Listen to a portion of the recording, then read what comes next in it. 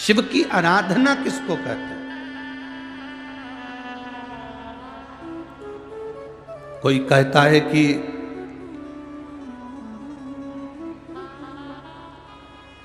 क्यों भटक रहे हो, क्यों जा रहे हो यहां वहां। हम कहते हैं तुम भटको भी मत, कहीं मत जाओ।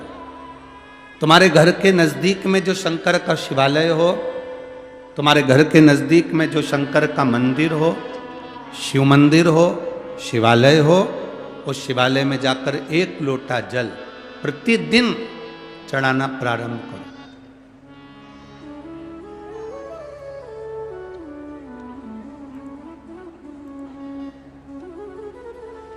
जो प्रतिदिन भगवान शंकर के मंदिर में एक लोटा जल समर्पित करता है, उसका हाथ महादेव पकड़ लेता है, फिर ऐसे ही नहीं छोड़ता, उसको मंजिल तक पहुंचाकर छोड़ता है।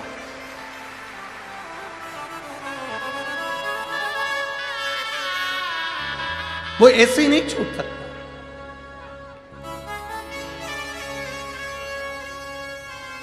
आपने अगर उस पर भरोसा करा है, हां थोड़ा कष्ट हो सकता है, थोड़ी तकलीफें आ सकती है, थोड़ा दुख आ सकता है, जिंदगी में थोड़े थोड़े तकलीफें हर मनुष्य के जीवन में आती है। कोई संत, कोई साधु, कोई गुरु, कोई ब्राह्मण, कोई बहुत बहुत बड़ा महाराज भी अगर तुमको कह दे कि उसकी जिंदगी में दुख नहीं है, तो समझ लेना कि झूठ बोल रहा।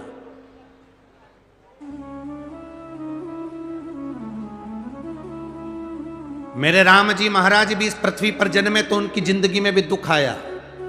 मेरे भगवान कृष्ण भी इस पृथ्वी पर जन्मे तो उनकी जिंदगी में भी दुख आया। माता जानकी भी इस पृथ्वी पर प्रगटी तो उनकी जिंदगी में भी दुख आया। राधा रानी भी इस पृथ्वी पर प्रगटी तो उनकी जिंदगी में भी दुख आया। संसार में अगर जन्म लिया है, मृत्यु लोक में अगर तुम पैदा हुए हो, पृथ्वी पर अगर तुम आए हो, तो तुम्हारी जिंदगी में दुख ये नहीं कि नहीं आएगा। हमारे पूर्व के कर्म के अनुसार हमारी जिंदगी में दुख, हमारी जिंदगी में तकलीफें आती है, पर वो दुख मिटेगा कैसे?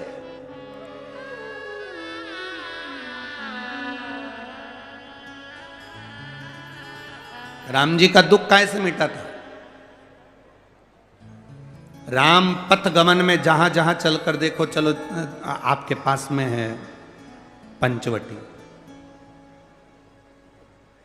आपके पास में नासिक लगा हुआ है, पंचवटी लगी हुई। ये कथा 19 तारीख को पूर्ण हो जाएगी। 21 तारीख को नासिक में माता गोदावरी के तट पर पंचवटी में 5 दिवसीय कार्तिक महीने में कथा लोगों को श्रवण करने के लिए भक्तों को मिल जाएगी। आपके नजदीक में लगी है पंचवटी, चलो जाओ। जितने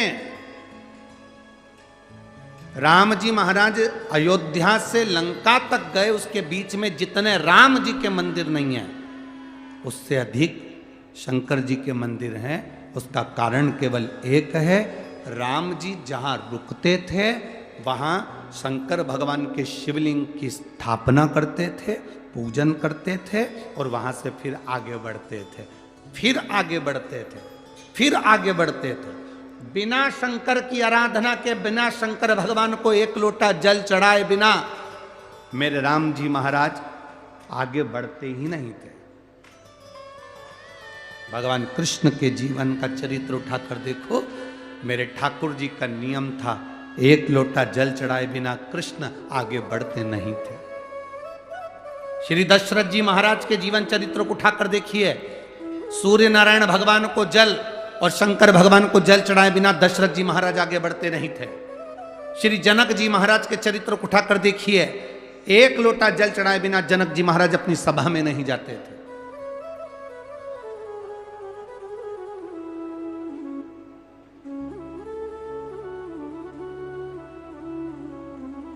थोड़ी जिंदगी में तूफान आते हैं, कष्ट आते हैं, दर्द आता है, तकलीफें आती हैं, पर तूफान आता है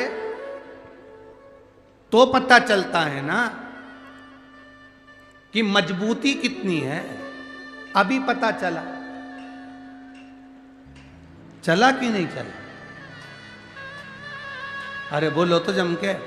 पता चला ना कि मजबूती कितनी है। ये हवा चलती है, तूफान आता है, तब पता चलता है मजबूती कितनी है। उसी तरह दूसरे धर्म के लोग तुम्हें डिगाने के लिए आगे बढ़ते हैं, पर तुम्हारे भीतर का सनातन धर्म दिखा देता है कि मजबूती कितनी।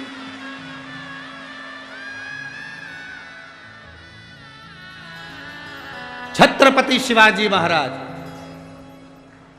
जिनकी माता ने कहा कि बेटा सामने किला है और वो किला मुझे चाहिए, शिवाजी कहते हैं माँ क्या बात करती हो, ये किला वहाँ कितना कितना सैनिकों का बल भरा पड़ा हुआ है और मेरे पास में कुछ भी नहीं है, मेरे पास कुछ भी नहीं।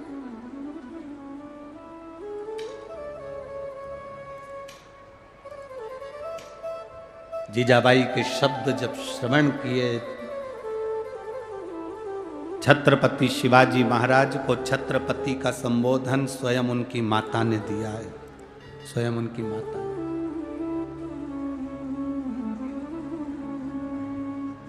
कह दिया जीजाबाई, सामने जो किला है वो मेरा है, तुझे मालूम है? हाँ मां, मैंने सुना है ये किला अपना है, फिर कब्जा दूसरे का है। छत्रपति शिवाजी ने कहा बहुत भारी सेना है उसके पास में, बहुत बल है उसके पास में, सेना प्रबल है उसके पास में, मेरे पास इतनी सेना नहीं है। मां ने कह दिया शिवाजी तेरे बस की बात नहीं है, मैं खुद जाऊंगी और किला लेकर आऊंगी। स्वयं शिवाजी ने सुना कि मां स्वयं किला लेने के लिए जा रही है, स्वयं किला। मां